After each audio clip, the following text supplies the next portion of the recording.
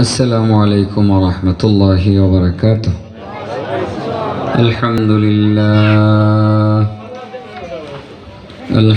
لله نحمده ونستعينه ونستغفره ونؤمن به ونتوكل عليه ونعوذ بالله من شرور أنفسنا ومن سيئات أعمالنا. من يهده الله فلا مضل له ومن يضلله فلا هادي له. ونشهد أن لا إله إلا الله وحده لا شريك له. ونشهد أن سيدنا ومولانا محمدا عبده ورسوله. أما بعد فأعوذ بالله من الشيطان الرجيم. بسم الله الرحمن الرحيم. فسبحان الله حين تمسون وحين تصبحون. وقال تعالى: ومن الليل فتهجد به نافلة لك عسى أن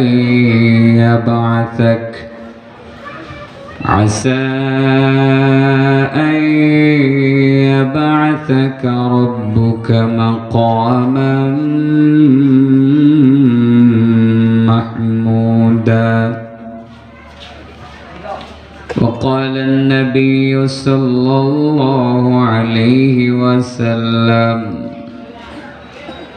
من هاله الليل أن يكابده أو بخل بالمال أن ينفقه أو جبن عن العدو أن يقاتله فليكثر من سبحان الله وبحمده فإنها أحب إلى الله من جبل ذهب ينفقه في سبيل الله،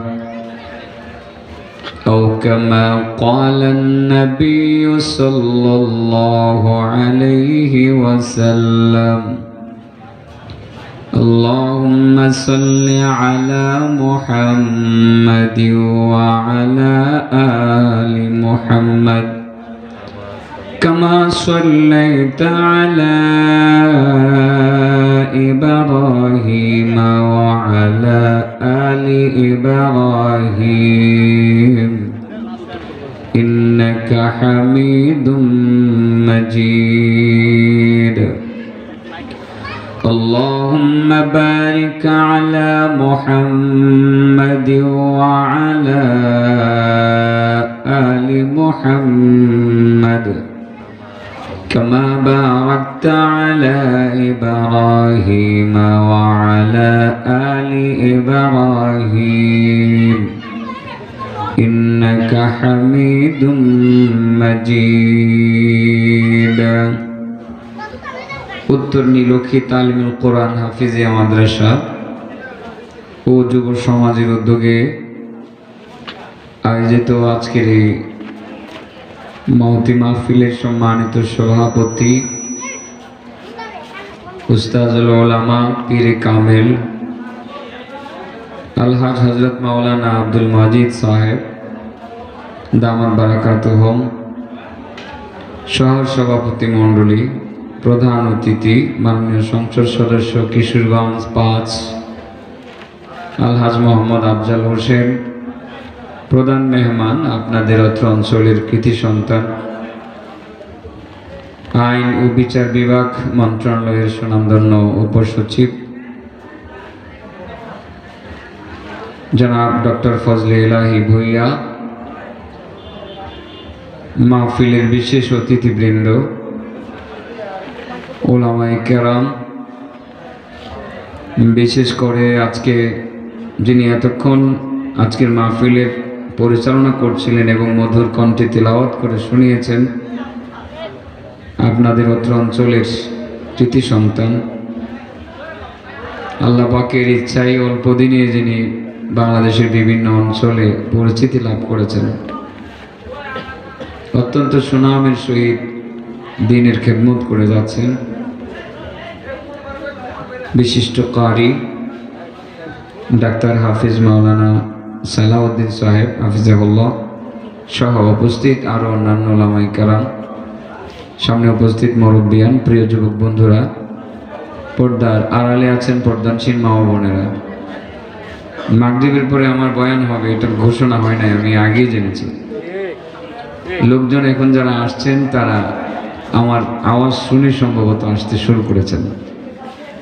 তো আল্লাহর মেহেরবানিতে মাঠ মনে হয় বড়িয়ে যাবে, লক্ষণে যতটুকু আমি বুঝতে পারতেছি। আমি আপনাদের সামনে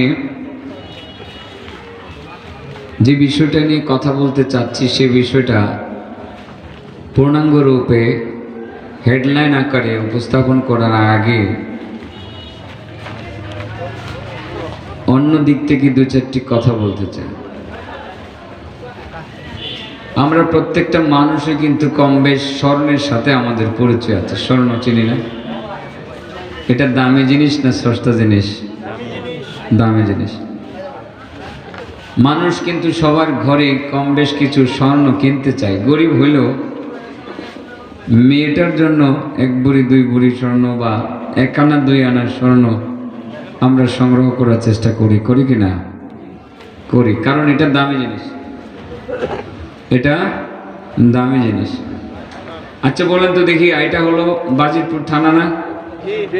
বাজিতপুর থানার সবচেয়ে ধনী লোক। বাজিতপুর থানায় বলবো কেন, সারা বাংলাদেশের মধ্যে সবচেয়ে বড় ধনী ছিলেন ইসলাম সাহেব, ঠিক না? তিনি আপনাদের বাজিতপুরের সম্মানকে অনেক অনেক উঁচুতে পৌঁছে দিয়েছেন আল্লাহ পাকের ইচ্ছায়। ইসলাম সাহেবের ঘরে কয় টন স্বর্ণ আছে মনে হয়? কয় টন? টন নাই, আমার মনে হয় মনও নেই। যদি খুঁজে আমরা একটু তালাশ দিই, ওনার ফুল ফ্যামিলির মধ্যে আমরা 1 মণ স্বর্ণ পাবো না। পাবো না। দামি, অনেক দামি স্বর্ণ, ঠিক আছে না? স্বর্ণ যদি আপনার সারা বাংলাদেশে তল্লাশি দেওয়া হয়, আমার মনে হয় পুরো বাংলাদেশের মধ্যে 1 টন স্বর্ণ পাওয়া যাবে না। 1 টন স্বর্ণ হবে বাংলাদেশে? ব্যাংকের যে লকারগুলো আছে, স্বর্ণ যারা জমা রাখে, 10 ভরি 20 ভরি 30 ভরি স্বর্ণ জমা রাখে,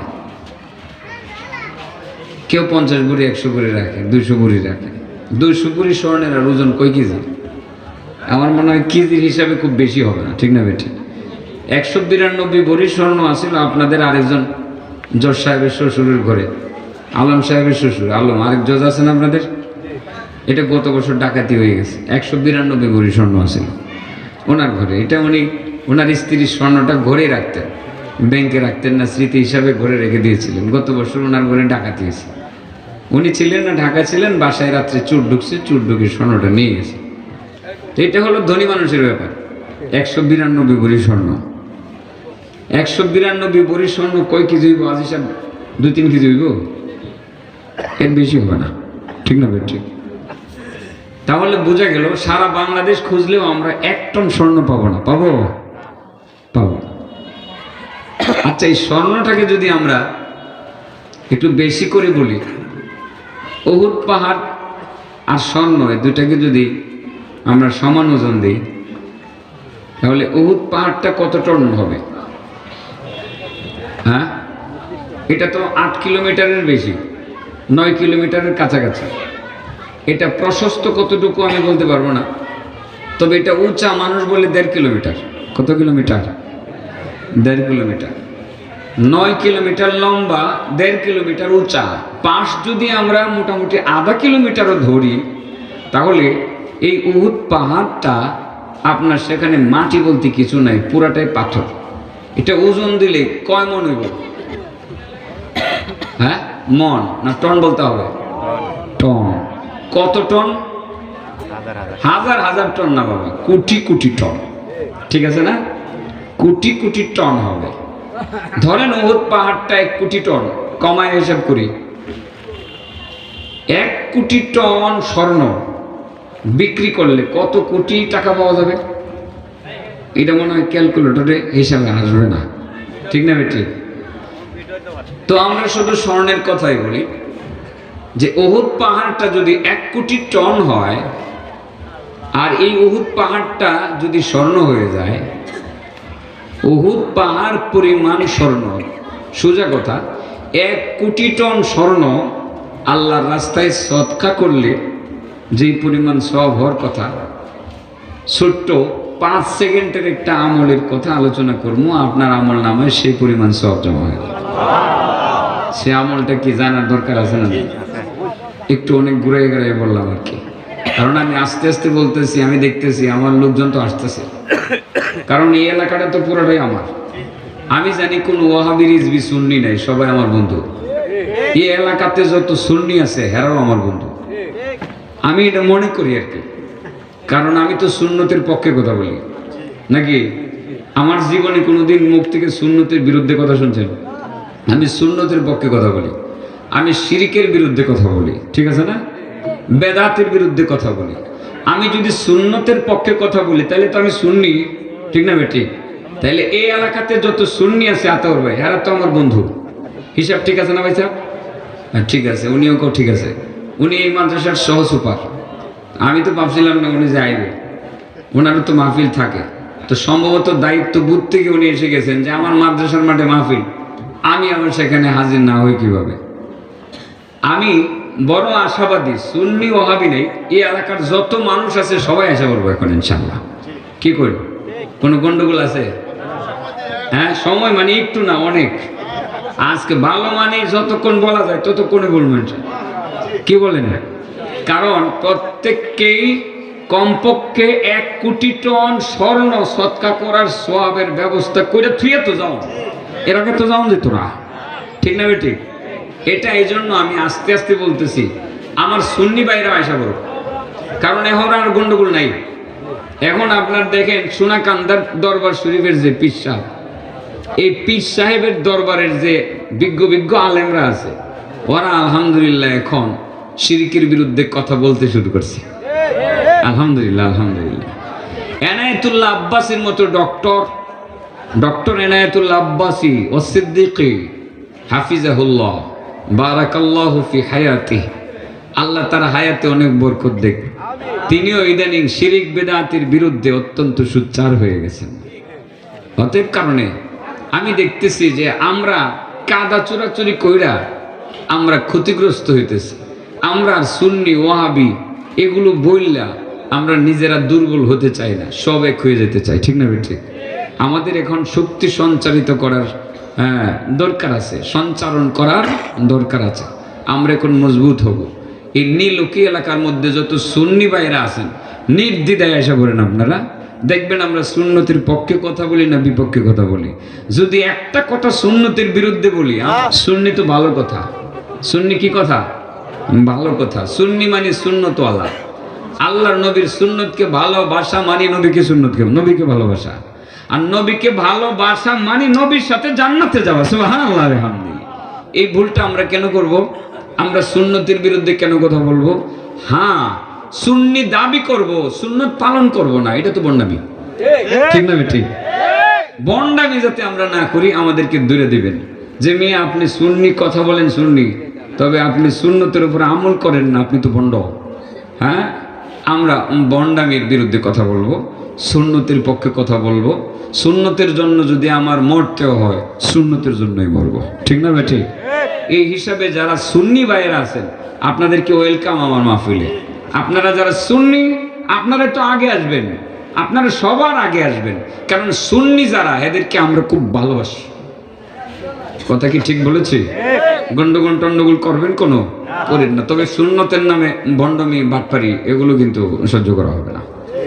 আমার নবীর সুন্নতে যেটা নাই, যেরকম ইদানিং বক্তা একটা বাইরেছে, কি জানি কইছে, আল্লাহর দন খাজারে দিয়া, আল্লাহর দন নবীর দিয়া, নবী গেছে, আল্লাহ গেছে গায়েব হইয়া, আর নবীর দন খাজারে দিয়া নবী কি করছে, নবীও গায়েব হয়ে গেছে গা।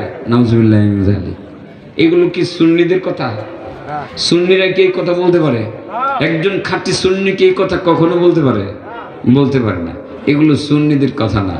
এই কথাগুলোকে অ্যাভয়েড করবো আমরা, কথা বলবো সুন্নতের। আল্লাহু আকবার। নবীর একটা সুন্নতের যে কত মূল্য, ওয়ানলি মিসওয়াকের কথাটাই বলি না, মিসওয়াক একটা সুন্নত। এই সুন্নতের উপরে আপনি আমল করবেন, আল্লাহর রহমতের ফেরেশতা খালি আপনার সাথে ঘেঁষাঘেঁষি করবে। আল্লাহ নবী বলেন, এই সুন্নতটার উপরে যে আমল করবে, আল্লাহ নিজে তার প্রতি সন্তুষ্ট হয়ে যাবেন। বুজুর্গানে দিন বলেন, যারা এই সুন্নতটার উপরে আমল করবে, মরণের সময় তার জান্নাতের বিষয় লেগে যাবে। সুবহানাল্লাহ বলতেন না? এই অর্থে সুন্নি কথাটা অনেক দামি, অনেক দামি। আমরা সুন্নিদেরকে শ্রদ্ধা করি, ইজ্জত করি, সম্মান করি। যারা সুন্নত পালন করবে, মরণ পর্যন্ত তাদেরকে ইজ্জত করে যাব। ঠিক আছে তো ইনশাআল্লাহ? সুন্নির অর্থটা বুঝাইলাম। যাই হোক, এই এলাকার মধ্যে অনেক সুন্নি আছে, আমি ব্যক্তিগতভাবে তাদেরকে আমার বন্ধু মনে করি। সত্যিকার সুন্নি যারা, যারা সুন্নত পালন করে, আর যারা সুন্নতের নামে ভণ্ডমি করে, তাদেরকে তো মুনাফিকই বলতে হবে। নাম তার সুন্নি, আমল তার বেদাতের মতো আমল, তাকে তো ভণ্ডই বলতে হবে। অতএব কারণে সত্যিকার সুন্নি হিসাবে আল্লাহ আমাদের সবাইকে কবুল করুক। সকলে বলি আমিন। কি জানি বলছিলাম, ওয়াজটা মনে আসেনি। কমপক্ষে 1 কোটি টন স্বর্ণ সৎকা করার সওয়াব কামাই করতে চাই কি চাই না? আজকে না আগামীকাল? নগদ না বাকি? ঘুমাইবার আগে না ভোরে? আগে। আমি তো ঘুমাইবার আগে আমলটা দিয়ে যাবো ইনশাআল্লাহ। ছোট ছোট করে একটা একটা আমল করে দৈনিক আমি বলি আর কি। যেখানে যাই বলতাম আর একটা ওয়াজ, কিন্তু আমার এই রাশিদ সাসারে দেখা পরে সেই ওয়াজটা চিন্তা করলাম, বেড়া তো বাজরা মাদ্রাসা শুনে করছে। বাজরা মাদ্রাসায় যে ওয়াজটা করছিলাম, নিয়ত করছিলাম সেটা, এরপরে দিয়ে আবার ইমরান ওয়াইসা করছে, হ্যাঁ ওইটা শুনে লাইছে ওখানে। তো এরা শুনছিল না। যাই হোক, তো এই ওয়াজটা আমার মনে হয় রাশিদ চাচা শুনছে না যেটা আমি করতেছি। আর হাজী সাহেবও বহুদিন পরে মাহফিলে আইছে, বাসার থেকে পাঠাইছে কিছু লুই। তো এই জন্য ভাবছি যে ওনারাও বয়স হয়ে গেছে, রোগী মানুষ, কথাটা এমন একটা আমলের কথা বলবো যেটা এই বুড়া জোয়ান করা, হ্যাঁ বুড়া বুড়ি সবাই যাতে নিয়ে যেতে পারে, এই ছোট বাচ্চাটা পর্যন্ত নিয়ে যেতে পারবে ইনশাল্লাহ। দরকার তো আমল। বলেন কি দরকার? কি দরকার? আমল দরকার। ওয়াজ শুধু শুনলাম, আমল করলাম না, আমলের নিয়তই করলাম না, খালি ওয়াজ শুনে গেলাম। আজকের ওয়াজটা বড় সুন্দর হয়েছে, অনেক সুন্দর ওয়াজ, আমল করার নিয়ত করলাম না। এই ওয়াজ শোনার চেয়ে না শোনাই ভালো। ঠিক না বেঠিক? হ্যাঁ, তাহলে আমলের ওয়াজটা করতাম তো। আল্লাহু আকবার। তাহলে যে আমলটা নিয়ে আমরা কথা বলবো, এই আমলটা করলে কয় কোটি টন স্বর্ণ দান করার সওয়াব পাওয়া যাবে? 1 কোটি টন স্বর্ণ পৃথিবীতে আসেনি, সারা পৃথিবী মিল্লা ভাইবেন নিয়ম নেই, ভাইবেন। আমি তো কমপক্ষে 1 কোটি টন বলছি। উহুদ পাহাড়টা তো 1 কোটি টন না, আমার মনে হয় 5 কোটি টন হবে। 5 কোটি টন হবে উহুদ পাহাড়টা। আমি কমায় বলছি 1 কোটি টন। এই 1 কোটি টন স্বর্ণ সৎকা করার সওয়াব আপনি পেয়ে যাইবেন। আল্লাহু আকবার। নবীর কথা, সারা দুনিয়া মিথ্যা হইতে পারে, সারা দুনিয়ার সমস্ত মানুষ মিথ্যা হইতে পারে, কথার কথা হয়তো বা হবে না, কিন্তু আমার নবীর কথা মিথ্যা হইতে পারে না। আমার নবী, উনি নবী হওয়ার আগেও মিথ্যা বলেন নাই, নবী হওয়ার পরে তো বলেনই নাই। নবী হওয়ার আগেও তিনি জন্মের পর থেকে তার জীবনে একটা মিথ্যা কথা তিনি বলেন নাই। সুবহানাল্লাহ। আমার নবীর হাদিস 100% সত্য। সেখান থেকে আমি এই কথাটা আপনাদের সামনে বলার চেষ্টা করছি। আমি যে হাদিসটুকু আপনাদের সামনে নিয়েছি, ওই হাদিসটা থেকে ইনশাআল্লাহ কথা বলবো। তাহলে আমরা এই আমলটা নিয়ে কথা শুরু করতে পারি। হ্যাঁ, শুরু করতে পারি। আল্লাহ রাসূল সাল্লাল্লাহু আলাইহি সাল্লামের সাহাবী হযরতে আবু উমামা বলেন, قال رسول الله صلى الله عليه وسلم من هاله الليل أن يكابده أو بخل بالمال أن ينفقه أو جبن عن العدو أن يقاتله فليكثر من سبحان الله وبحمده فإنها أحب إلى الله من جبل ذهب ينفقه في سبيل الله. হযরত আবু উমামা রাদিয়াল্লাহু তাআলা আনহু বলেন, বিশ্বনবী মুহাম্মদ রাসূলুল্লাহ সাল্লাল্লাহু আলাইহি ওয়াসাল্লাম ইরশাদ করেছেন, মান হালাহুল লাইল আইয়ুকাবিদাহু, যে ব্যক্তি রাতের বেলায় জেগে তাহাজ্জুদ নামাজ আদায় করতে পারে না, বিভিন্ন কারণে হয়তো বা আদায় করতে পারে না, এমন বান্দা আছে ইচ্ছা ছিল তাহাজ্জুদ আদায় করার কিন্তু তাহাজ্জুদ আদায় করতে পারে না, এমন বান্দা পৃথিবীতে আছে না নাই? মনের বড় ইচ্ছা, মনের বড় শখ তাহাজ্জুদের নামাজ আদায় করবে, কিন্তু নানান কারণে তাহাজ্জুদ আদায় করতে পারে না। আও বাখিলা বিল মালি আইয়ুনফিকাহু,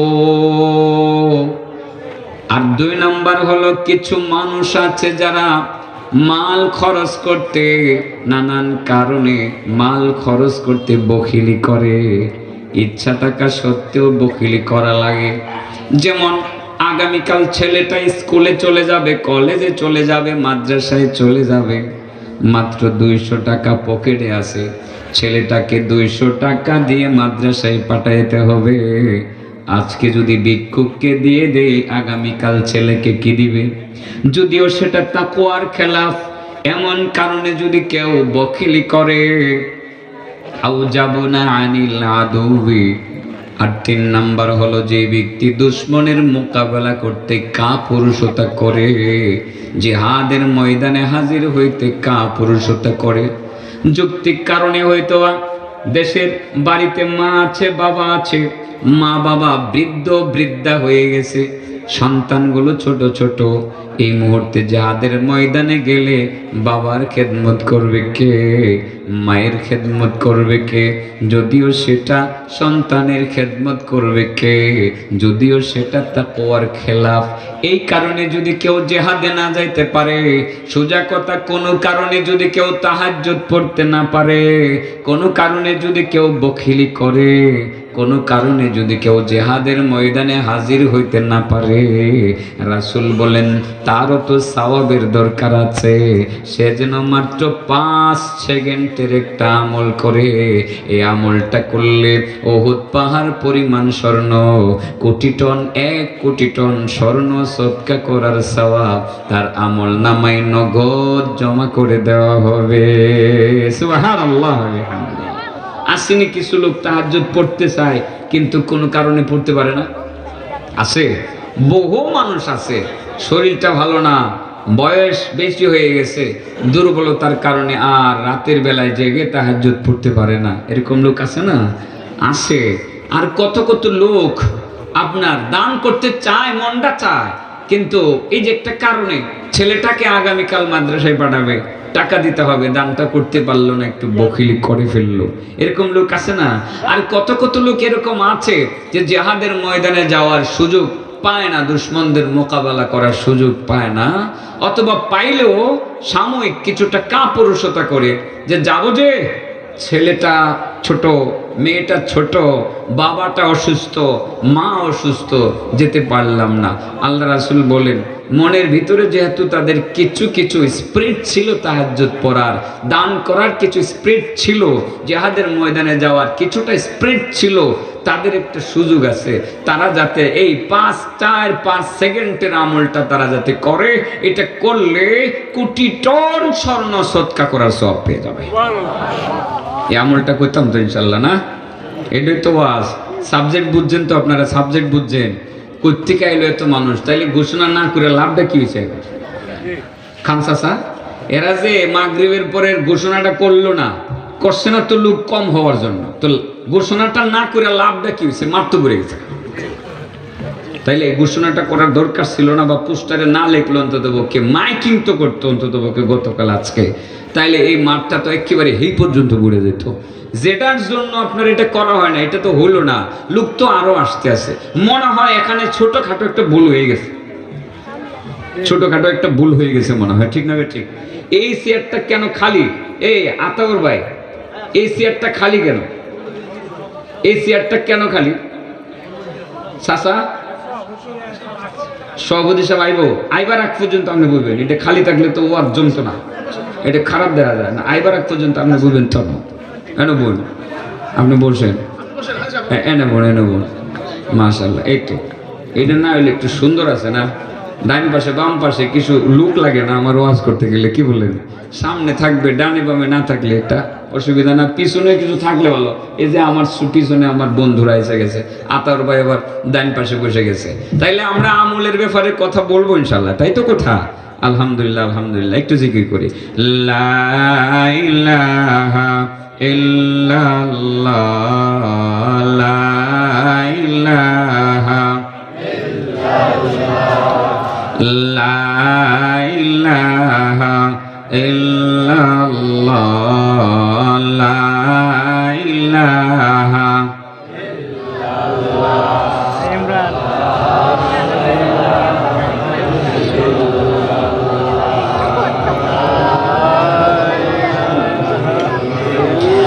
লা ইলাহা ইল্লাল্লাহ,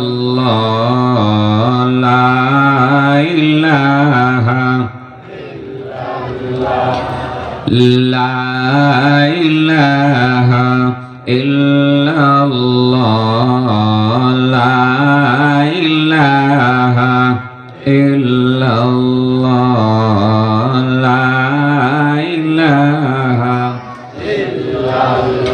লা ইলাহা ইল্লাল্লাহ মুহাম্মাদুর রাসূলুল্লাহ সাল্লাল্লাহু আলাইহি ওয়াসাল্লাম। তিনটা কাজে যারা ব্যর্থ তাদেরকে নিয়ে কিন্তু কথা বলা হচ্ছে। এক নম্বর, যারা তাহাজ্জুদ পড়তে চায় কিন্তু কোনো কারণে পড়তে পারে না। বাবা, তাহাজ্জুদ ছাড়া আল্লাহর ওলি হওয়া খুব কঠিন, ঠিক না বেঠিক? আর যুগ যুগ ধরে যারা আল্লাহর ওলি হয়েছেন, যাদেরকে আমরা ওলি হিসাবে জানি, তাদের ইতিহাস ঘাটলে আমরা দেখি যে তারা রাতের বেলায় শেষাংশটা তাহাজ্জুদে কাটায় দিতেন, ঠিক না বেঠিক? এজন্যই তো তারা ওলি, আল্লাহর ওলি। এদের মাধ্যমেই কিন্তু আমরা ইসলাম পেয়েছি। আমরা যদি হযরত শাহজালাল মুজাররাদি ইয়ামানিকে আমরা স্মরণ করি, আমরা দেখব তার জীবনে প্রতি রাত তিনি তাহাজ্জুদ পড়েছেন। হযরত শাহপরানকে যদি আমরা স্মরণ করি, তার ইতিহাস যদি আমরা তালাশ করি, আমরা দেখব তার জীবনের প্রতি রাত তাহাজ্জুদ ছিল, ঠিক না বেঠে? হযরত খাজা মঈনুদ্দিন চিশতি রাহমাতুল্লাহি আলাইহি, তাকে যদি আমরা স্মরণ করি, তার জীবনী যদি আমরা ভালোভাবে জানি, তাহলে আমরা বুঝতে পারবো, জানতে পারবো যে তার জীবনীতে রাতের বেলায় তারা তাহাজ্জুদের মধ্যেই কাটিয়ে দিয়েছেন, ঠিক না বেঠে? আল্লাহর ওলিরা কি পড়ছেন? তাহাজ্জুদ পড়ছেন। কি পড়ছেন? তাহাজ্জুদ ছাড়া দামি হওয়া যায় না। আল্লাহ রাব্বুল আলামিন সেজন্য বলেন, ওয়া মিনাল লাইলি ফাতাহাজ্জাদ বিহি নাফিলাতাল লাকা আসা আইয়াবাতাক আসা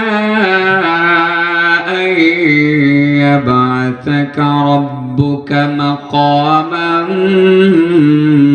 মাহমুদা।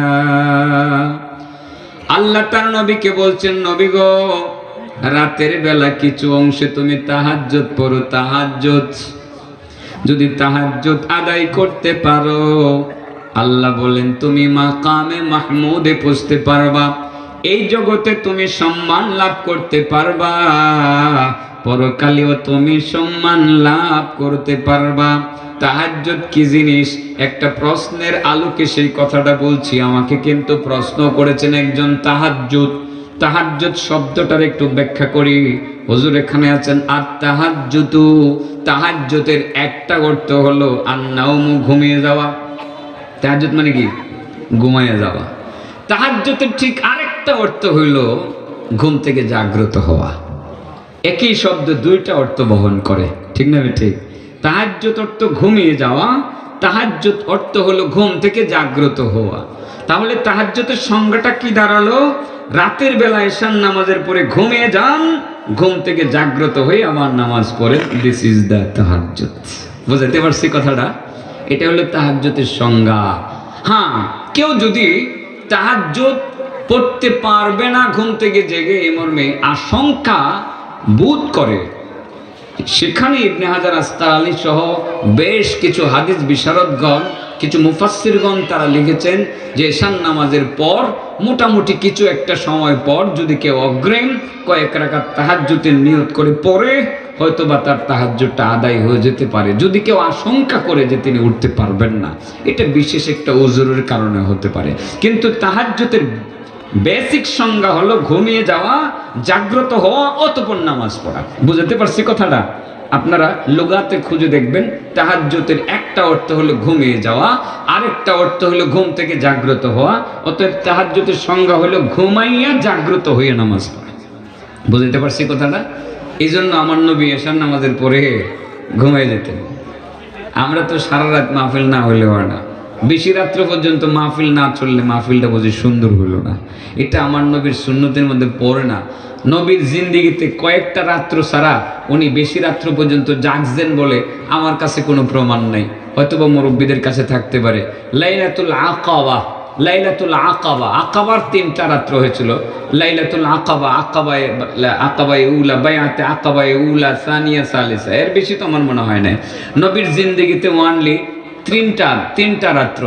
আর একটা রাত্র বা 2টা রাত্র লাইলাতুল জিন, নবীর জিন্দিগিতে জিনদেরকে ওয়াজ করছিলেন এক রাত্রে, কোন কোন রিওয়ায়াতে আছে 2 রাত্রে। তাহলে আমি শুধু নবীর পুরা জিন্দিগির মধ্যে মাত্র 5টা রাত্র খুঁজে পাই যে নবীজি জেগেছেন। আর বাকি জিন্দিগিতে রাসূল করিম সাল্লাল্লাহু আলাইহি ওয়াসাল্লাম এশার নামাজটা পড়া বাসায় গিয়ে ঘুমায় গেছেন। এরপরে রাতের শেষাংশের দিকে আবারও তিনি উঠে তাহাজ্জুদ আদায় করে অতঃপর তিনি ফজর আদায় করেছেন। তাহলে সারা রাত সবসময় আমরা ওই জেগে জেগে ওয়াজ শুনবো, আমার মনে হয় এটা সুন্নতের ভিতরে পড়ে না, সুন্নতে পড়ে না আমার মনে হয়।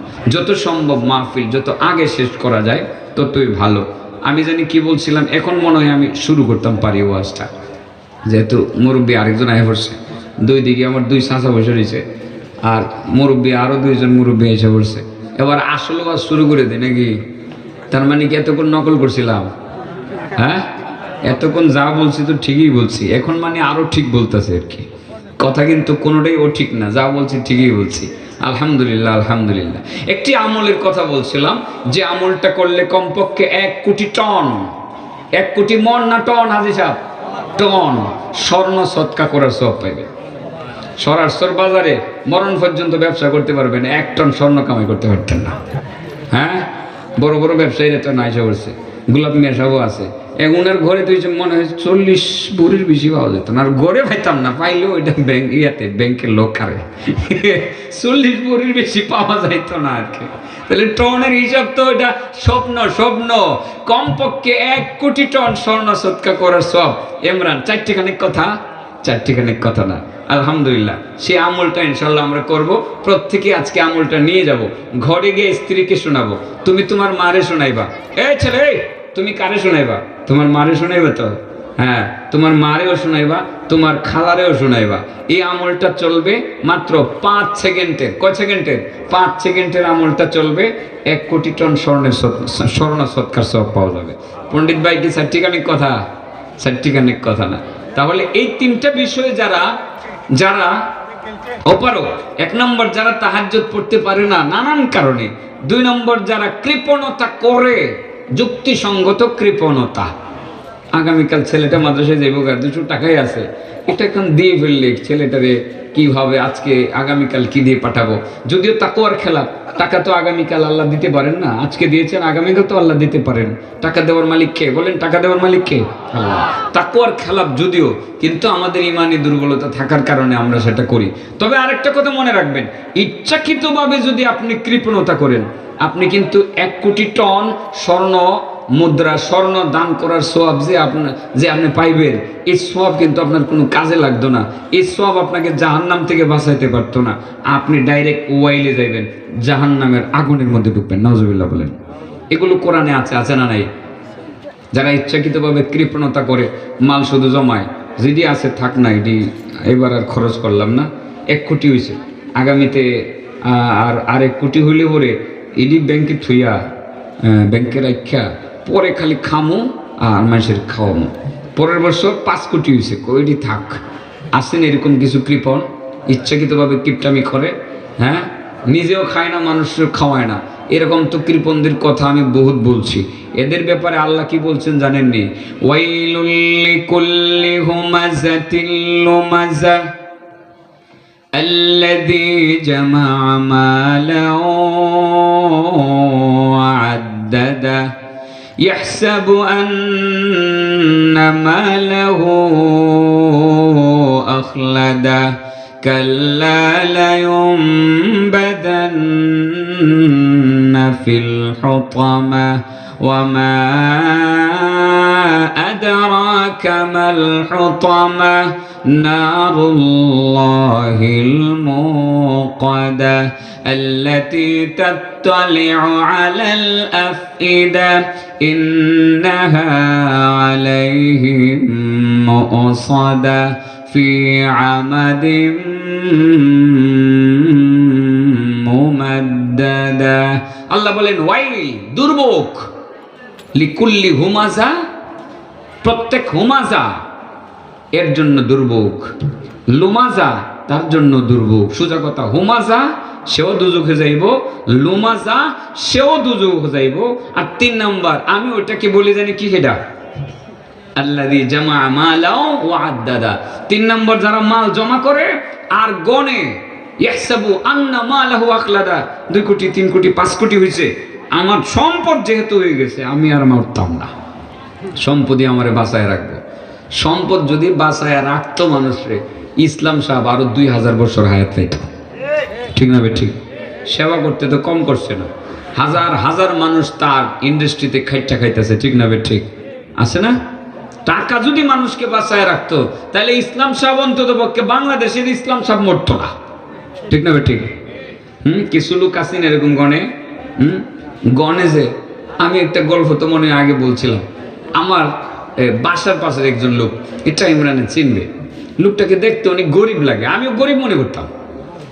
একদিন গেছি, অগ্রণী ব্যাংকের নাম শুনছেন আপনারা নাকি? খালি সোনালী ব্যাংক চিনেন? অগ্রণী ব্যাংক, অগ্রণী ব্যাংক নরসিংদী স্টেশন রোড শাখায় আমার একটা অ্যাকাউন্ট ছিল। ব্যাংক স্টেটমেন্ট দরকার, মাঝে মধ্যে আমাদের একটু বিদেশে গেলে প্রোগ্রামে যেতে হয়, তো ভিসার জন্য অ্যাপ্লাই করলে ব্যাংক স্টেটমেন্ট দরকার পড়ে। তো আমাকে বলা হলো যে হুজুর একটা ব্যাংক স্টেটমেন্ট দিয়ে পাঠিয়ে দেন, আমি পরে এম্বাসিতে ভিসার জন্য একটা অ্যাপ্লিকেশন পাঠিয়ে দেবো। গেলাম ব্যাংকে, কিছু টাকা আছে, একটু হলেই চলবে, বলছে আমাকে যে একটু হলেই চলবে। তো গিয়ে দেখি ম্যানেজারের কাছে চেয়ারে একজন লোক বসা, এই গরিব মানুষটা। তো আমি ওনারে দেখে চিন্তা করতেছি, ম্যানেজারের একেবারে কাছে, এত খাতির লোক, গরিব মানুষটা। গরিব কেন মনে করি? কারণ লোকটা মাঝে মধ্যে বাজারে গেলে, মাছ বাজারে খালি গিয়ে ঘুরে, অনেকক্ষণ ঘুরে মাছও কিনে না, তরকারিও কিনে না। আমারে দেখলে হুজুর 100 টাকা থাকলে দিন। তো 100 টাকা দিলে এই পুরো 100 টাকা দিয়ে মাছ কিনবো, তরকারি কিনবো, শুটকি কিনবো, মশলা কিনবো, সব 100 টাকা দিয়ে কিনবো। বুঝলেন তো কেমন ধনী মানুষ? গরিব মনে হয় না? গরিব মানুষ। আবার আমার টাকাটা আবার 2 দিন 4 দিন 5 দিন পরে হইলো খুঁজে নিয়ে বাইর করে দিব, ঘুরাইতো না। এই হিসাব ঠিক আছে একদম, কিন্তু পকেটের টাকা রাখতো না। তো আমি ওখানে গিয়ে বললাম, আরে গরিব মানুষ ব্যাংকে গেলে মজা করে কইছি। কোয়ার পরে ব্যাংকের যে ম্যানেজার রাগ করলো, হুজুর আপনি কি কইলেন কথাটা? গরিব মানুষ। আমি বললাম তো উনি তো গরিব মানুষ, উনি ব্যাংকে কেন? হুজুর আপনি ঠাট্টা করেন না, গরিব মানুষ। আমি বললাম তো আপনি রাগ করলেন কেন? হুজুর রাগ যে করছি, আপনি গরিব মানুষ বললেন যে, জানেন উনার টাকা দিয়ে আমার ব্যাংকটাই চলে। আমি কই এটা ওর কোন কথা? 2009 সালের কথা। আমি বললাম এটা কি কথা, সত্যই বলতেছেন আপনি? কেউ না আমার বলতেছি না কি, কেউ কি কয়? হুজুর স্যারে যে কি কয় হুজুর বুঝেন না, গরিব মানুষ আমি, স্যারে যে কি কয় হুজুর বুঝেন না। আমি বললাম ম্যানেজার সাহেব ওনার কত টাকা আছে ব্যাংকে? হুজুর আপনার কাছে বলতে তো আর বাধা নাই, আপনারা এক জায়গায় থাকেন, ওনার 4 কোটি টাকা আমার ব্যাংকে ডিপোজিট করা আছে। 2009 সালে 4 কোটি টাকা, সেটিখানে কথা। তো আমি বললাম কি কয় উনি, হুজুর কি যে কয়, এই যে ঠিক আমি যেভাবে নাক ধরতেছি এরকম নাক ধরে আমারে আবার ম্যানেজার কয়, খুব খাতিরা ছিল ম্যানেজারের সাথে আমারও, হুজুর ওই যে অমুক জায়গায় একটা ইট খোলা দেখছেন না? আমি দেখছি। কই এটা মালিক কেডা? আমি কেডা কৌনি। আমি কই কি খবর ভাই, মালিক এটার আপনি? কয় যে হুজুর এটা করছিলাম, ওই যে এটা আছে মোটামুটি। বুঝতেও পারি না এর আগে তার ইট খোলা আছে, একটা ইট খোলার মালিক 4 কোটি টাকা ব্যাংকে ডিপোজিট করা। সে সপ্তাহে একদিন 100 টাকার বাজার করে, একেবারে হুগায় তাহে, ছেলে মেয়েরও হুগায় তাহে। এরকম লোক আছে না? নাই, আছে আছে, একেবারে সত্য কথা। এখনো উনি মরছে না, রয়েছে। আমি দেখলে খালি হাসি, ডাক দেখ কি খবর, টাকা পয়সা শর্ট আসেনি? হুজুর দিনকাল ভালো যাইতেছে না। আমি একটু মজা করি আর কি। আমার সাথে অনেক খাতির, অনেক খাতির, অনেক খাতির। এরকম কিছু লোক আছে, তাদের জন্য আমি এই লোকটা সমালোচনা করার জন্য বলছি না, কিন্তু সজাগ করার জন্য বলছি। ওই 3 শ্রেণীর মানুষ, হুমাজা আর লুমাজা। আর যারা মাল জমা করে আর খালি গনে যে কত কোটি হইছে, এত কোটি হইছে, নিজেও খায় না, মানুষকেও খাওয়ায় না, ছেলে মেয়েরও খাওয়ায় না, আর মনে করে সম্পদ থাকলেই বুঝি সম্পদ তাকে চিরকাল বাঁচাইয়া রাখবে। আল্লাহ রাব্বুল আলামিন বলেন এই হুমাজা লুমাজা আর ওইটা, এই কম বক্তটা, ওইটার জন্য, এই 3টার জন্য ওয়াইল, দুজুক, শাস্তি, দুর্ভোগ অনিবার্য। নাউজুবিল্লাহ। কৃপণের জন্য কিন্তু কঠিন শাস্তি, ঠিক না? ঠিক। হ্যাঁ, সময়ে কেউ একটু টাকা, একটু কৃপণতা করে, এই জন্য যে আমি থাকলে দিলাম বলে আগামীকাল ছেলেটা মাদ্রাসায় যাবে, এই জন্য ভিক্ষুককে দিতে পারলাম না, তার জন্য হইলো ওই সুযোগটা। যেটা বলতে চাইছিলাম, মনে আছে কিনা? মাত্র 5 সেকেন্ডের মধ্যে আপনি 1 কোটি টন স্বর্ণ সৎকা করার সব পাইবেন। তাহলে কৃপণতা কি ইচ্ছাকৃত না? যারা করে, খালি জমা করে, এদের জন্য কি এই সওয়াবগুলো কোন কাজে আসবে? কাজে আসবে না। আল্লাহ রাব্বুল আলামিন জান্নাতের মধ্যে তো অনেক গাছ লাগাইছেন, একটা গাছ লাগাইছেন নিজের হাতে। এই ওয়াজটা তো আমি আরো 5-6 বছর আগে করছি, এটা মনে ভাইরালই হয়ে গেছে। ফেসবুকে দেখলাম যে এটা অনেক দেখছে, প্রায় অনেক অনেক লোক এটাতে দেখছে আর কি। নরসিংদী মনে হয় ওয়াজটা করছিলাম, আপনাদের এলাকাতে করছে কিনা জানি না। আল্লাহ রাব্বুল আলামিন, জান্নাত মানি তো বাগান। হাদিসে কুদসি একটি কিতাব আছে, আবু মুসা মাদানি লিখছেন। এটার থেকে হাদিসটা একটু বলেই ফেলতাম নাকি 1 কোটি টন স্বর্ণ সৎকার সওয়াবের ব্যবস্থা আগে করে নিতাম? গুছ গাছ করে আইলে বালা, ঠিক না? ঠিক।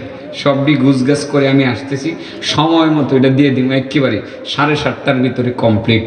7:30টা পর্যন্ত গেলে 1 ঘন্টা 3 মিনিট হইব আমার ওয়াজ। আমি কিন্তু হিসাব করেই ওয়াজ করতেছি, বাইরে আর যাইতাম না। এরপরে আজান হবে, নামাজ পড়বেন। এরপরে আজকে আলহামদুলিল্লাহ বক্তাদের নামের তালিকা অনেক লম্বা, অনেক লম্বা। অন্তত পক্ষে আরো 3 জন এশার নামাজের পর কথা বলবেন। শুধু আমার কথা শুনলেই তো চলবে না। তবে আপনাদের এই 1 কোটি টন স্বর্ণ সৎকা করার সওয়াবের আমলটা দিমু একটা শর্তে। শর্তটা হলো এশার নামাজের পরে আবারও মাহফিলে বসতে হইব, যাওয়া যেত না। কি কই? হ্যাঁ, 2-1 জন যাইব গা, আমার কাছে আগেই কইলেছে 2-1 জন যাইব গা। ওনারা বুড়া মানুষ, ওনাদেরকে আটকেলাম না। বাকিরা আপনারা কি থাকবেন না যাবেন গা? হ্যাঁ, থাকবেন। মাত্র 3টা হাত দেখছি, মাত্র 3টা হাত দেখছি। কারা কারা থাকবেন হাত উঠে দেখান। অর্ধেকের বেশি উঠছে আলহামদুলিল্লাহ। আর বাকিরা যাইব গিয়ে আবার ঘুরে আসবে আর কি, আবার ঘুরে আসবে। একটি হাদিস আপনাদেরকে বলি, আবার স্মরণ করে দেই। আল্লাহ রাসূল বলেন, ইন্নাল্লাহ তাআলা গারাসা জান্নাতা আদনিন বিয়াদি, যে আল্লাহ জান্নাতে আদনে একটা গাছ নিজের হাতে লাগাইছে। বাগানের মধ্যে অসংখ্য গাছ থাকে, মালিক কি সব লাগায়? আপনি যে কাঠ বাগানটা লাগাইছেন আজি সাহেব, কয়টা চারা নিজে লাগাইছেন? দেখলাম যে ওদিকে একটাও না, একটাও না, সব বুঝি কাজের লোকেরই লাগাইছে। তবে ফলের বাগান যদি করতেন, এক একটা গাছ নিজে লাগাইতেন, যে এই গাছটা আমি লাগাইছি, দেখি কয়টা ফল ধরে, ঠিক না? ঠিক। মালিক যখন বাগানের মধ্যে গাছ লাগায়, শ্রমিকরা লাগাইতে থাকে, অন্তত পক্ষে শখ করে হলেও একটা গাছ নিজের হাতে লাগায়। ঠিক মালিক যেদিন বাগানে ঢুকা 5000 গাছ আরো আছে, ওটার দিকে না চাইয়া আগে নিজে যে বৃক্ষটা লাগাইছে এটার দিকে তাকায়, ঠিক না? ঠিক। এটার মধ্যে ফল আসলে যে কি খুশি হয়, 5000 গাছে ফল আসলে যতটা খুশি হন, নিজের হাতের লাগানো বৃক্ষটার মধ্যে ফল আসলে এর চেয়ে অনেক বেশি খুশি হন। ঠিক না বেঠিক? ঠিক আমার আল্লাহ জান্নাতের মধ্যে, জান্নাত মানে তো বাগান, গাছের অভাব নাই, গাছ হচ্ছে আর হচ্ছে। আল্লাহ বলছে হয়ে যাওয়ার জন্য হয়ে যাইতেছে, হয়তো বা অথবা ফেরেশতারা লাগাইতেছে, কিন্তু একটা বৃক্ষ আল্লাহ নিজের হাতে লাগাইছে। ও জাখরাফাহা, আল্লাহ বৃক্ষটার সাজসজ্জা যা করার, অর্থাৎ পরিচর্যা যা করার উনি নিজেই করেন। সুবহানাল্লাহ বললেন। ও আমারাল মালাইকা, এরপর একদিন ফেরেশতাদেরকে ডেকে বললেন, ফেরেশতারা আমি একটা গাছ নিজের হাতে লাগাইছি, তো তোমরা এটার নিচে একটা পানির ফোয়ারা চালু করে দাও। সুবহানাল্লাহ বলেন। পানির ফোয়ারা মানে উপরের দিকে উঠে, ঠিক না ঠিক? পানির ফোয়ারা দেখতে অনেক সুন্দর দেখা যায় না? অনেক সুন্দর দেখা যায়। আপনাদের এই শহরাঞ্চল নাই মনে হয়, কিশোরগঞ্জ শহরে ফোয়ারা এখনো বানানো হয়েছে কিনা জানি না। নরসিংদীতে পানির ফোয়ারা আছে, একটা ছোট্ট করে করছে আব্দুল কাদের মোল্লা সাহেবের মসজিদের সামনে। বিকালবেলা গরমের দিন এটা সাইডাতে দেখতে অনেক সুন্দর দেখা যায়। আর চাচা হজে গিয়ে জেদ্দা গেছিলেন, খান চাচা জেদ্দা পানির ফোয়ারাটা দেখছেন সমুদ্রের মাঝে যে? হ্যাঁ, হাজি সাহেব তো দেখছেনই। বিকালবেলা গেলে একটা সাবিকালি দিয়ে দেয়, এখান থেকে সমুদ্রের মাছ থেকে একটা পানির ফোয়ারা আসমানের দিকে উঠে, কি যে সুন্দর লাগে। রাতের বেলা এই দৃশ্যটা অনেক সুন্দর। জেদ্দা পোর্টে যারা আপনারা গেছেন, পানির ফোয়ারা দেখতে সুন্দর লাগে। ঢাকা শহরে বিভিন্ন গুল চত্বরগুলোতে পানির ফোয়ারা বিকালবেলা গরমের দিন চালু করে, ঠিক না ঠিক? সরকার করে, এটা সৌন্দর্যের জন্য করে। ঠিক আল্লাহ রাব্বুল আলামিন ফেরেশতাদেরকে বলছেন যে এই গাছের নিচে একটা পানির ফোয়ারা বানায় দাও। ফেরেশতারা বানায় দেয়, সময় মতো এটা চালু করে, গাছও পানি পায়, ফোয়ারাটাও সুন্দর লাগে। গাছটা তো মোটামুটি পানি পাইলে, একটু যত্ন পাইলে তো গাছ এটা খুব তাড়াতাড়ি বড় হয়ে যাবে। জান্নাতের ওই বৃক্ষটার মধ্যে অন্য অন্য বৃক্ষের বহুত আগে এটার মধ্যে ফল আসলো। সুবহানাল্লাহ বলেন। আমার আল্লাহ যখন জান্নাতে ঢুকলেন, ঢুকে গিয়ে দেখেন উনি যেই গাছটা লাগাইছেন এই গাছের মধ্যে ফল আসছে, এত খুশি হইলেন। খুশি হইয়া বললেন, ফালাম্মা নাযারা ইলা যাহারাতিহা ওয়া হুসনিহা ক্বালা ওয়া ইজ্জতি ওয়া জালালি ওয়া ইরতিফাই ফাওকা আরশি লা ইউজাবিরুনাকি বাখিল।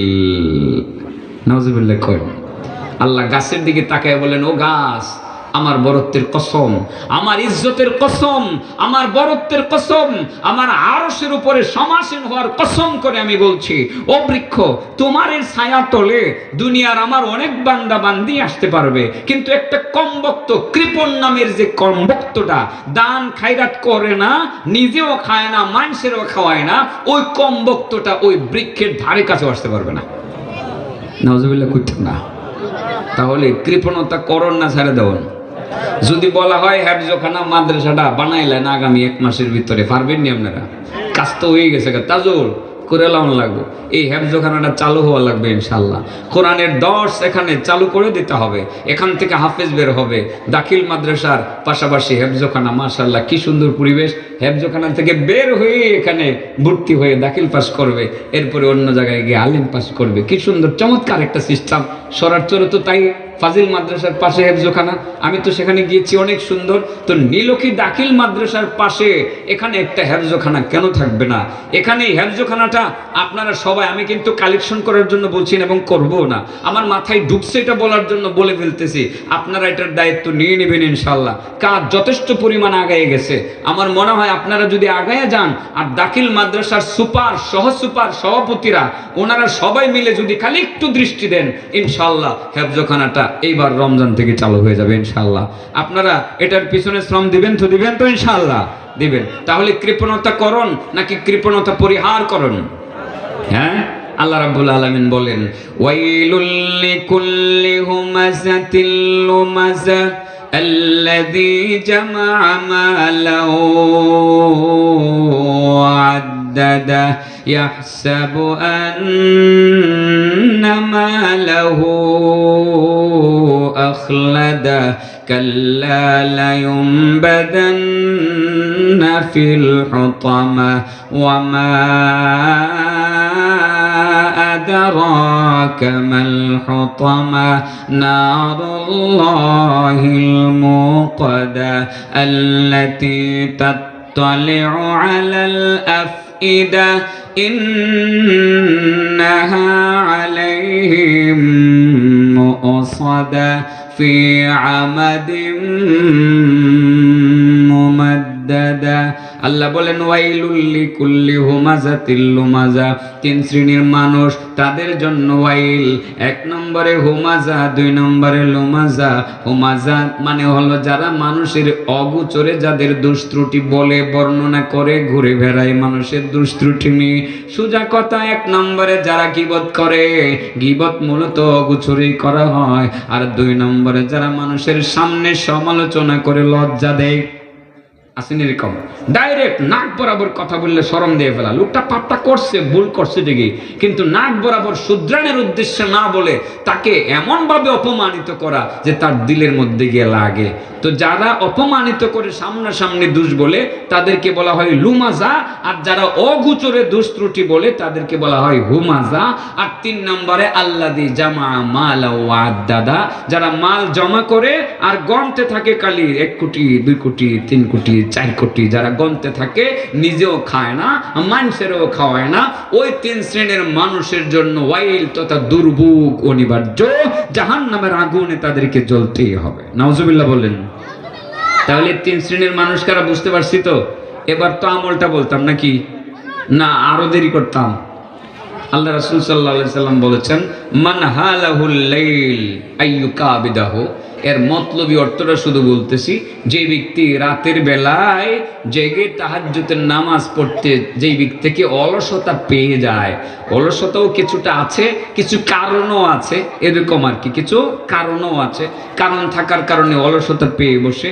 আও বাখিলা বিল মাল আইয়ুনফিকাহু, যে ব্যক্তি মাল খরচ করতে কোনো যৌক্তিক কারণে খরচ করতে কিছুটা বখিলি করে, কিন্তু ডাইরেক্ট সে আসল বখিল না, সে হলো ছোট বখিল, অর্থাৎ সে যৌক্তিক কারণে যে আজকে যদি এটা দিয়ে দেই আগামীকাল ছেলেটাকে মাদ্রাসায় পাঠাতে পারবো না, এটা হলো 2 নম্বর। 3 নম্বর আও জাবুনা আনিল আদুব্বি, যে ব্যক্তি দুশমনের মোকাবেলা করতে আইয়ুকাতিলাহু, মোকাবেলা করতে জাবুনা এর অর্থ হলো যে ব্যক্তি কাপুরুষতা প্রদর্শন করে, দ্যাট মিন্স জিহাদের ময়দানে যেতে চাচ্ছে না, কিছু কারণ আছে, মা অসুস্থ, বাবা অসুস্থ, সন্তানগুলো ছোট, এই কিছু কিছু একটু মন চায় আবার চায়ও না, এরকম মানে ছোটখাটো অপরাধগুলো যারা করে ইচ্ছাকৃতভাবে কৃপণতাটা বড় করে না, আল্লাহ রাসূল বলেন সে যদি একটা আমল বেশি বেশি করতে পারে, মাত্র 5 সেকেন্ডের আমলটা করতে পারে, তার জন্য উহুদ পাহাড় না,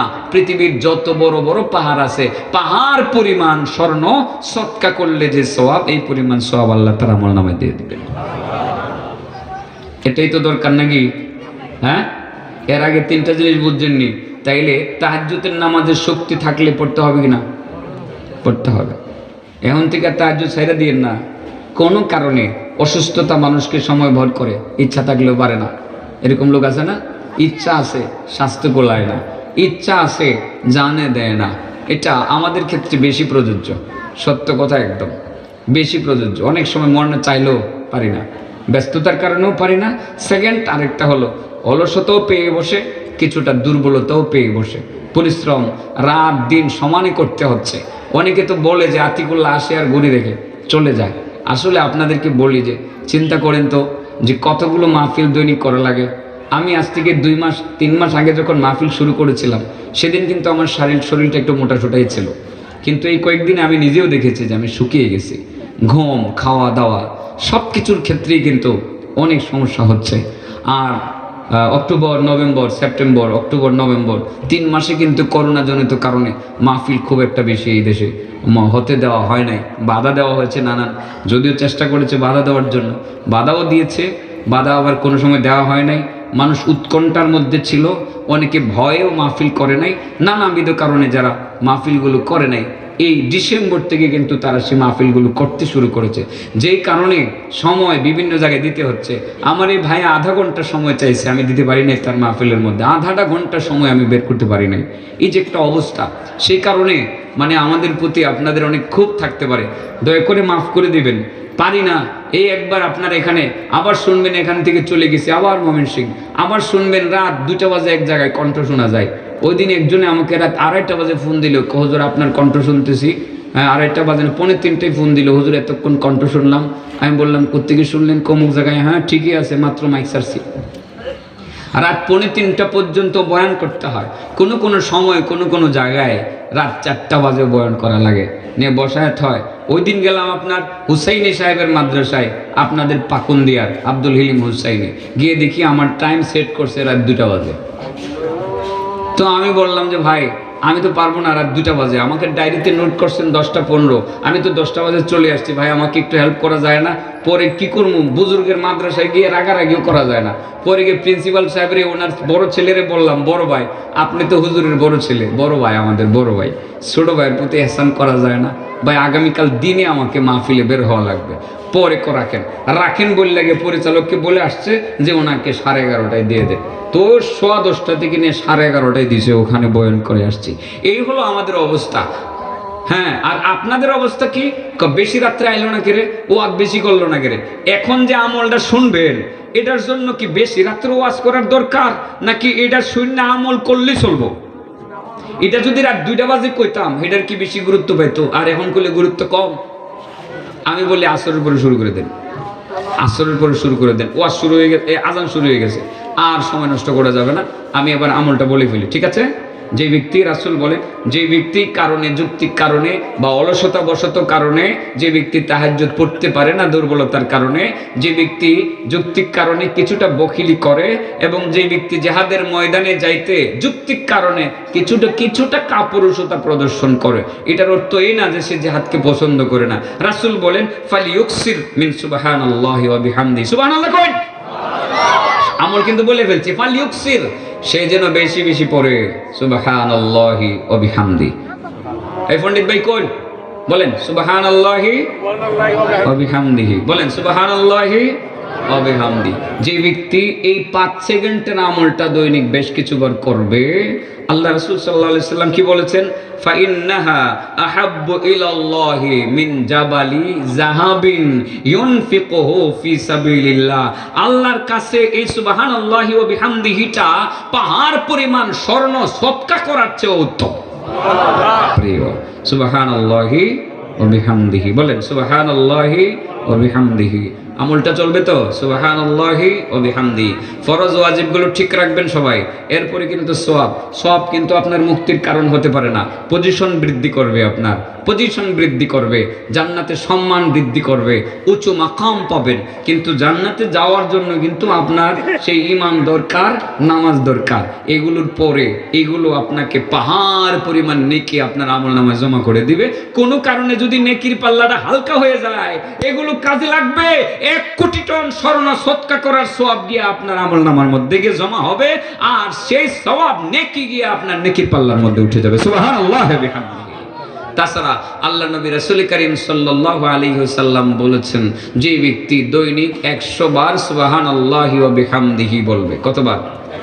বুখারীর হাদিস, এই যে হুজুর তো চলে গেছেন, বুখারীর হাদিস, যে ব্যক্তি 100 বার সুবহানাল্লাহি ওয়া বিহামদিহি পড়বে, তার গুনাহ যদি মিসলা জাবাদিল বাহার, এরকম না, সমুদ্রের ফেনা পরিমাণও যদি তার গুনাহ হয়, আল্লাহ রাব্বুল আলামিন সমস্ত গুনাহ খাতাগুলো মাফ করে দিবেন। সুবহানাল্লাহ বলেন। তাহলে ইনশাআল্লাহ আমলটা করুন তো। আজকের ওয়াজ থেকে কি শিখলাম? এই ছোট্ট আমলটা। আর 3টা জিনিসের প্রতি কিন্তু নিরুৎসাহিত করা হয়েছে, বলেন হুমাজা, বলেন হুমাজা, লুমাজা, হেডা, যেটা গনে খালি মাল গনে আর জমা করে, জমতে থাকো জমতে থাকুক, আসাদ বেয়েছে মাশাআল্লাহ, মাল জমতে থাকুক, পরে খামুনে এবং পরে খরচ করমুনে। এখন করতাম না, হে জীবনও খাইতারতো না, হে মরণের দিনও খাইতারতো না। এক মরণের সময় যদি কেউ রসগোল্লা আইন না তারে দে, খাইয়া পরে কইব রসগোল্লা যে এত মজা যদি জানতাম তাহলে এত কোটি টাকা ব্যাংকে রাখতাম না, এগুলো সব খরচ করে রসগোল্লা খাইতাম। এই সময় আফসোস করলে কোনো কাম হইব? হ্যাঁ, যে বলেন হুমাজা লুমাজা হেডা, এই 3টার একটাও জান্নাতে যাইতে পারতো না। তাইলে গীবত করতে হবে না ছাড়তে হবে? মানুষকে সামনাসামনি লজ্জা দিতে হবে না ছাড়তে হবে? কৃপণতা করতে হবে না ছাড়তে হবে? ছাড়তে হবে। সুবহানাল্লাহি ওয়া বিহামদিহি পড়তে হবে না বাদ দিতে হবে? সুবহানাল্লাহি ওয়া বিহামদিহি। ছোট্ট আমলটা মন থাকবো নি আজি সাহেব, লয়ে যাওয়া যাবে তো বাড়ি। এটুকুকে কইেন যে আজকে একটুকুই কইছে, ঘুরে গেলে একটুকুই কইছে। আলহামদুলিল্লাহ, আমি আর কথা লম্বা করছি না, 1 ঘন্টার বেশি সময় কথা বলেছি। আজানও হয়ে গেছে, আজানের পরে কথা বলতে আনিজি লাগে, এজন্য আর বললাম না। আল্লাহ আমাদের সকলকে আমল করার তৌফিক দান করুক। ওয়া আখিরু দাওয়ানা আলহামদুলিল্লাহি রাব্বিল আলামিন।